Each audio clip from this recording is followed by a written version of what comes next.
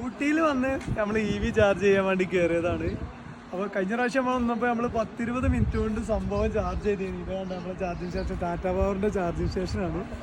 പക്ഷേ കട്ട പോസ്റ്റായി. ഇവിടെ വന്നപ്പോൾ ഇതാ നമ്മളെ മഹീന്ദ്രൻ്റെ പുലി ഇവിടെ ഒന്ന് വെയിറ്റിങ്, പിന്നെ മഹീന്ദ്രൻ്റെ B9 വെയിറ്റിങ്.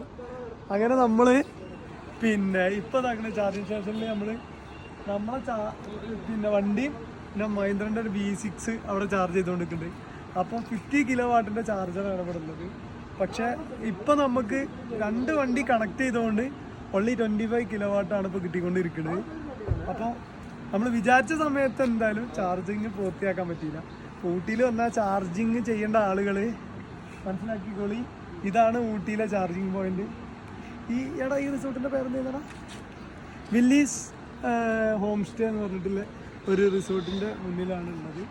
ചാർജിങ് സ്റ്റേഷൻസ് നല്ല അടിപൊളി പ്ലേസാണ്. നമുക്ക് റെസ്റ്റ് ചെയ്യാനും ഒക്കെ പറ്റിയ അടിപൊളി പ്ലേസ്.